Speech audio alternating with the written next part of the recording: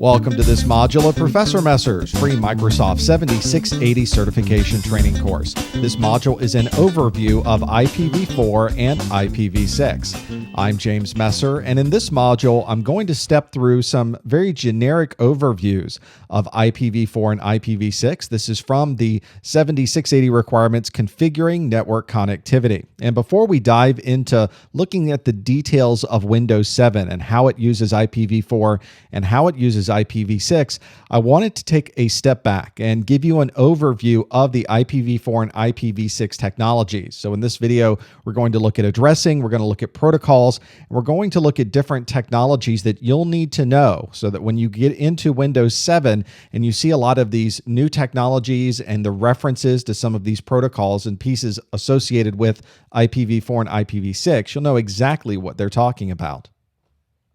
You've probably heard of IPv6. It's certainly an emerging technology, and it's on the top of mind for many networking professionals. IPv4 is the version of IP, however, that we've been running for a long time now, very, very long time. And it's one that provides us, this 32-bit address space provides us with about 4.2 billion total addresses. Now, if you start doing the math, you can probably figure out pretty quick there's a lot more than 4.2 billion devices out on the internet, and you'd be correct. And one of the challenges we have is the number of addresses that we're using out here is quickly being depleted. We have technologies we put in place like network address translation that do allow us to have more total devices connecting to the network than 4.2 billion, but those raw external public addresses are quickly being depleted. And that's one of the big reasons that everybody's moving to IPv6. IPv6 has a 128-bit address space, which means I can have about 340 undecillion addresses out there. That's quite a few addresses to have. For the 6.8 billion people on the planet, they could have this many addresses each. That's quite a few. If we took a square meter, every square meter of the Earth's surface, we can have 54.5 million addresses in every square meter on the planet Earth if we're using IPv6. So that certainly allows us to have many, many more addresses available. And there's also a number of technological advantages that come with IPv6 regarding the efficiency of the protocol and the ability of the protocol to secure some of the data within those packets. Well, you may be thinking, if there's an IPv4 and an IPv6, what happened to IPv5? This probably won't be on your exam, but it's useful to know that there was a protocol called the Internet Stream Protocol, and it just didn't take off. So instead of duplicating that version number and confusing people, we now have the IPv4, and we jumped all the way up to IPv6. If you were to go into your Windows 7 and perform an ipconfig/all at the command prompt, you'd see a lot of different addresses show up. So you would see, of course, the adapters, the MAC addresses that are here. You would see that you may have an IPv6 address configured. You may not on yours. I think I have manually configured one on mine. There's also something called a link local IPv6 address. So you may see multiple IPv6 addresses on your computer, and we'll talk more when we get to the IPv6 section on why that is. Notice we also have IPv4 addresses as well, and a number of IPv4 subnet masks, default gateways, DHCP servers. Those are also listed here. What I'd like to do is give you an idea of where these technologies came from, how we use them, and which ones are associated with IPv4 and IPv6. I mentioned earlier that the IPv4 address is a 32-bit address. And if we really broke out the addresses, we would break them out in binary form. You can see all of the bits, all 32 bits are broken out right here on this screen. Us human beings represent these different sections of 8 bits in their decimal form. So when somebody says, my IP address is 192.168.1.131, behind the scenes, that address is really made up of all of these bits strung together. That's how your computer understands those.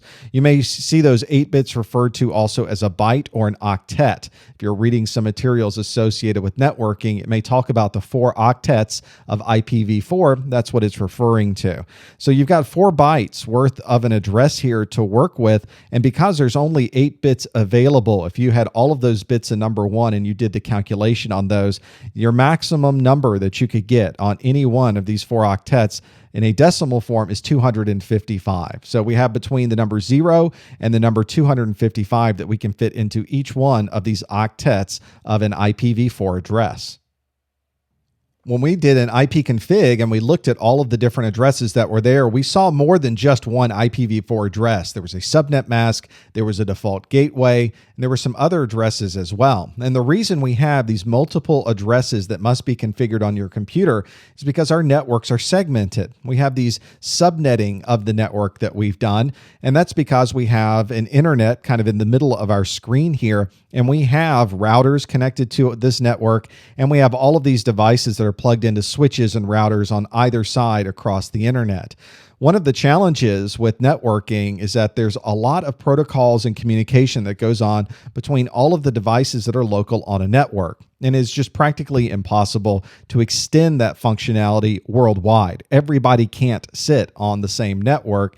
It's something that is a physics problem. You really can't send that many packets over the network and expect everybody to recognize that everybody else is there. We found ways to get around that by splitting the networks up into smaller pieces. We subnet the network. We assign a certain area of the network to have certain IP addresses, and those are those subnets that they may deal with there. And you may have another network over here that has a completely different subnet associated with it. So to be able to talk back and forth, since we're not directly connected, we have to be assigned a subnet mask, and we have to be assigned a gateway that's going to tell our computer where should we go, what router should we go to be able to communicate to other devices over the network. So as we look at these IP addresses and subnet masks and default gateways, just keep in mind we've created these subnets as a way to make our networks more manageable. And with these technologies in place, we're able to connect all of these billions of devices in the world together, and we're able to communicate from one side of the world to the other quite efficiently. If you're going to have an IPv4 device on your network that needs to talk to other devices over the internet, then we need a few things configured on the workstation. The first is an IP address. We need to have an IP address assigned to the computer, and it needs to be a unique IP address on our particular network. You can see an example of this might be the 192.168.1.165, and I want to be sure that nobody else on my network has that 192.168.165 either. To specify what network I'm a member of, we need something called a subnet mask, and you'll often see this written as something like 255.255.255.0. This is a number that's used by the local device, the local workstation, to figure out where does it live in the world? What subnet does it happen to exist on? And it uses this in conjunction with the next number that we're going to look at, which is the default gateway. Because if we're talking to devices that are local, we don't have to talk to a third-party device like a router to be able to do that. We can simply communicate to each other. But if we recognize that the device we need to talk to is on a different subnet, then we're going to need to go to the default gateway. And the default gateway is a device that allows the packets from our computer to go outside of our subnet. It really is very simple. We don't even have to think about it. We just send the packets off to the default gateway. It handles them from there, and it handles getting the packets back to us once that device sends a response in the other direction. This IP address of the default gateway has to be on your local subnet. So there's a very important IP address for us, because if we need to talk over the internet, then we're going to need to know exactly what that IP address is of our local default gateway. There's a few IP addresses you may see all the time. They may be IP addresses that start with a 10 dot and a bunch of numbers. It may be the 192.168 range we just mentioned. And the reason you see these so often is because these are addresses that we call private addresses. To talk over the internet, everybody has to have a unique IP address. But as we've seen, there's not a lot of those things available. So we only have 4.2 billion addresses maximum that we could create for everybody in the world. So what we've done is we've created some private address ranges that on our local network, inside of our office space, inside of our organization, we can give people these IP addresses, and they don't count towards those 4.2 billion. These addresses here are some that are used just to communicate locally, and as long as we're not talking out to the internet with these IP addresses will work great for us. One of the things that we're able to do with our routers that do talk to the internet is convert these private addresses out to public addresses with an address translation. We'll talk about that in a bit. But what that allows us to do is really have one IP address to the world, but inside of our organization, we might have thousands of devices, and all thousands of those devices can talk out to the internet and back because of these translation services. If you see an address range that has a 10.000 through 10.255.255.255, then you can certainly have over 16 million addresses there. We call that a Class A address because of the subnet mask associated with those. You'll also see the 172.16 through 172.31, and also the 192.168 through 192.168.255.255. It depends on the size of your network and the type of connectivity that you have as to which address ranges you will use. If you're at home, you probably have a 192.168 address available. If you're out on a large network and you have thousands of devices around your organization, then you probably have a 10 dot network. You use these 10 dot addresses to be able to separate out, have multiple locations, and be able to support millions of devices on your network. There's a few other protocols you'll need to be aware of when working with IPv4. One of these is DNS. This stands for Domain Name System. And if you've opened a browser and you've typed www.google.com, you'll notice that you're able to access Google without actually knowing the IP address of the Google server. And yet the routers and the other networking pieces of equipment on your network somehow manage to get it to that IP address and back. And that's because before anything can go to Google, we have to first convert the name to an IP address. So if you go to www.professormesser.com, behind the scenes, a query is made to a domain name system server, and that server says, oh, you need to go to Professor Messer. I happen to know that IP address is 74.208.221.234. That saves us a lot of time. If we had to remember every single IP address of every place we wanted to go, we would be spending a lot of time typing and no time actually browsing the network. So having that domain name system in place really makes our process much easier for accessing different hosts on the network. An extremely common and an extremely important protocol that we use is one called DHCP. It stands for Dynamic Host Configuration Protocol. DHCP is extremely useful because when we have these large networks that have thousands of devices on them, we want all of those devices to automatically get an IP address. Imagine if you had to go to all 1,000 of those devices and manually assign an IP address and manually assign a subnet mask and manually assign a default gateway and all of those other addresses that we saw earlier. And if you make a mistake and you duplicate them, those two devices are not going to be able to communicate very well either. So with DHCP, we simply turn on our computer. It will find a DHCP server on the network automatically, and it will pull down an IP address, assign it, and the DHCP server makes sure that there's no duplications on our network, no conflicts there. Very, very simple. It is now expected. Everywhere you go, you simply plug in, and if you're communicating on the network, that's because you got an address via DHCP.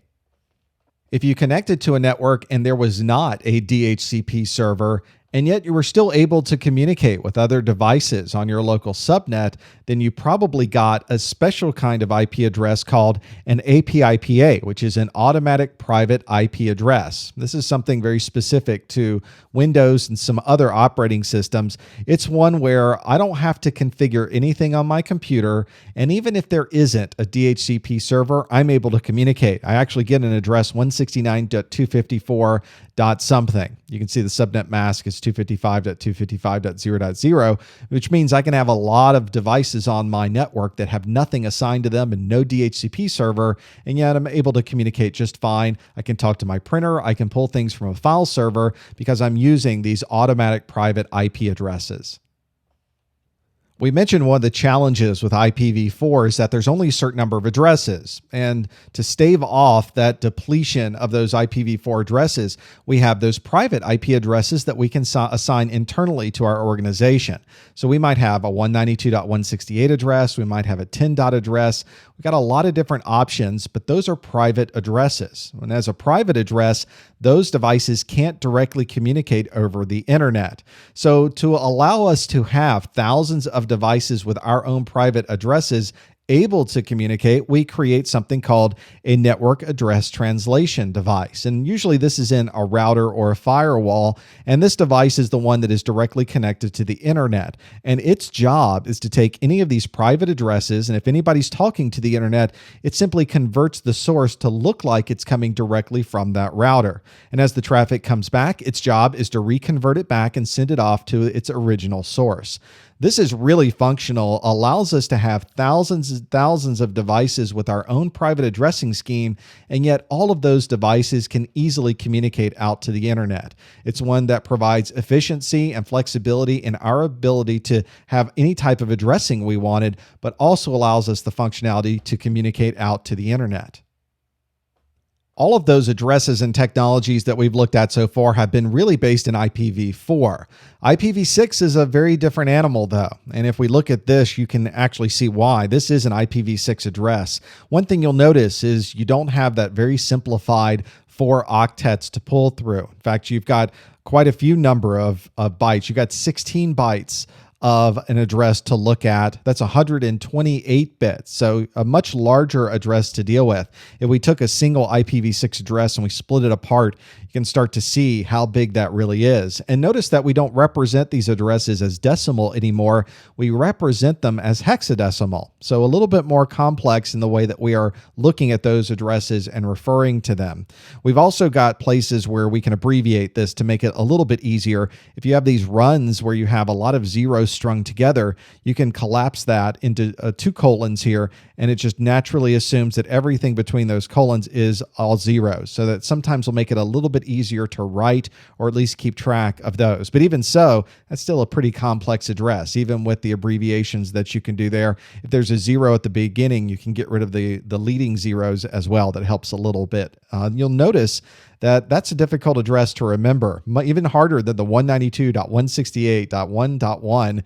This was one that you're going to have to really rely on your name services. So just as we had our DNS in version 4, IPv4, we also have a DNS that is in IPv6, and its job is to do a similar thing. We can type in IPv6 for Google's address, and it will return to us the IPv6, real IPv6 address if we need to communicate to the Google web server.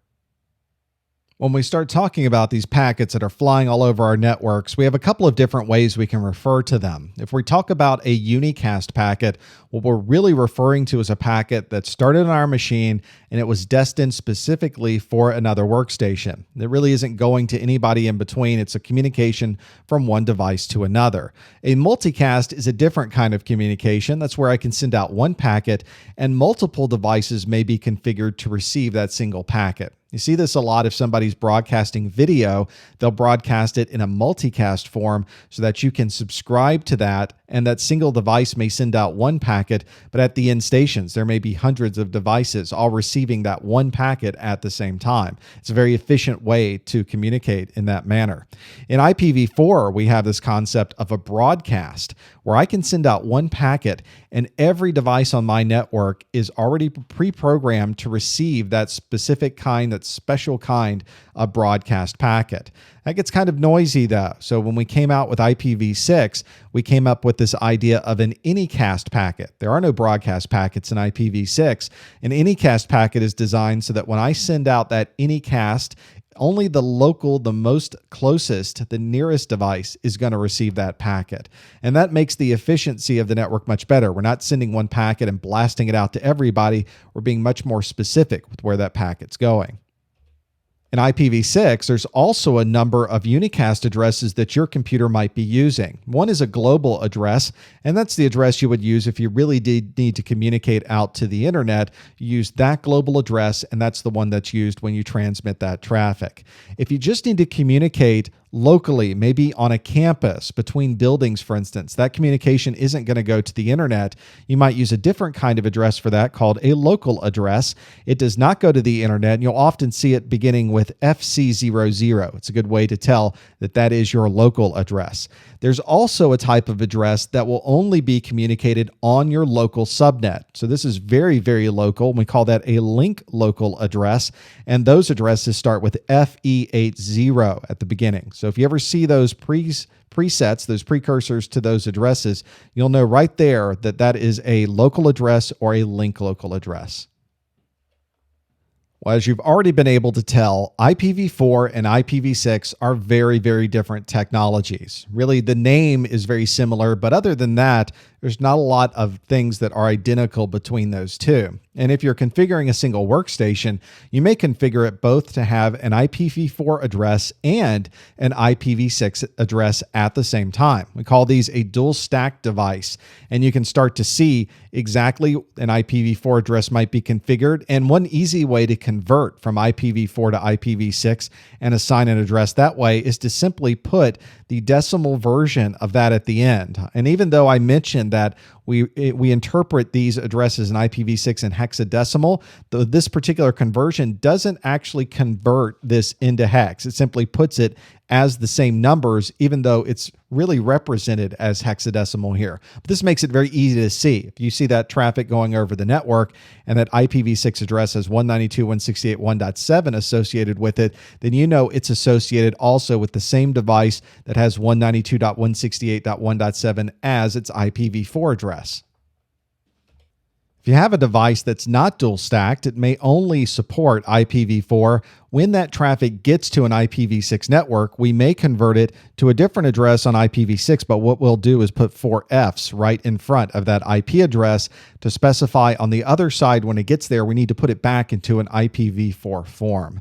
There's another type of technology that we use to transition some of these networks between IPv4 and IPv6, and this type of addressing is called 6-to-4 addressing. That's all one word, 6-to-4. I didn't make a mistake there and not put spaces in. That's the actual name of that addressing scheme. And what that allows us to do is take this IPv6 traffic and send it across an IPv4 network. The IPv4 switches and routers don't even have to know that within that packet is an IP version 6 communication. The conversion process is one where we take the IP address 192.168.1.7, we put a 2002 in front of it, and then we convert the IP address to hexadecimal and add it to this as well. That's one of the ways that you're able to tell with that 2002 there that is a 6-to-4 address. For this to work properly, it has to use relay routers that communicate out over these IPv4 networks. And there are a number of relay routers that you can see out there in the world. Another thing about this is that it uses IP protocol 41. This is not the same protocol that IP version 4 will normally use to send TCP traffic or UDP traffic. It's a very specific kind of IP protocol, and in many cases, you'll find a firewall may prevent that traffic from communicating. So it's not a perfect addressing scheme, and it really is designed to allow us to transition between our IPv4 networks and into IPv6. A very common way of sending IPv6 traffic between two endpoints is to simply tunnel the IPv6 traffic inside of IPv4 packets. This tunneling process can be done a number of different ways. A very common way is one called ISATAP. This stands for Intrasite Automatic Tunnel Addressing Protocol. And it allows two IPv6 devices to communicate to each other directly, and they simply build a tunnel that they then send all of that traffic through. It's not really designed for site-to-site communication across the internet. It's really designed for intrasite. You're really communicating within a single location. You can easily identify ISATAP traffic because inside of the address that's used is 5EFE and then the IP address, the IPv4 address of the workstation that's sending this traffic. One type of tunneling protocol that is also popular is one that comes in Windows called Teredo. Teredo allows you to tunnel IPv6 also within IPv4, but it also allows you to NAT this traffic. So you can do communication with Teredo over the internet from one site to another. It can be NATed on one side and NATed on the other side, and yet this tunnel continues to function. So very, very flexible, and it's something you could even use in your Windows 7 machine right now, right out of the box. box and be able to communicate via IPv6 to other devices on the internet. You don't need a special router. You don't need special switches. You're able to do this today. You'll notice that the Teredo traffic is going to have addresses that start with 2001. And if we look at the configuration of our computer, and we're going to do this in the IPv6 video, you'll just see just how easy it is to bring up your addressing, have a look at what your Teredo settings are, and without any other configuration, simply communicate to another IPv6 device over the internet. That's a lot of technology to prepare you for the IPv4 and the IPv6 videos, but I think that once you get to those videos, you'll start to appreciate some of the things that we covered here. Let's see what we've learned from this video. Our first question is, what IPv4 protocol is used to automatically assign IP addresses? And if you recall, there was a dynamic protocol that allowed that, called Dynamic Host Configuration Protocol, or DHCP. The second question is, 10.16.44.70 a public address or a private address in the IPv4 addressing scheme? Well, if we remember those internal and external, those private and those non-private or public addresses, we know that if it started with a 10 dot, that it was definitely a private address that we would use inside of our network, and that 10 dot address is not one that can be routed across the internet. And the last question, which IPv6 tunneling protocol is integrated into Windows 7 and can support network address translation? In fact, this particular tunneling protocol can support multiple network address translations end to end whenever you're tunneling that communication. And that is the Teredo tunneling method to be able to send IPv6 traffic between two devices, even if you're going through a couple of NATs. That covers the information we needed to know about IPv4 and IPv6. We've covered the addressing, the protocols, and the technologies for those. And now that you have a basic overview of those technologies, we'll now be able to go to our next videos where we start configuring our Windows 7 to use IPv4 and IPv6. Thanks for joining us on this video. We've got a lot more absolutely free Microsoft videos. You can communicate on our message boards or send me a message. Visit our website at professormesser.com.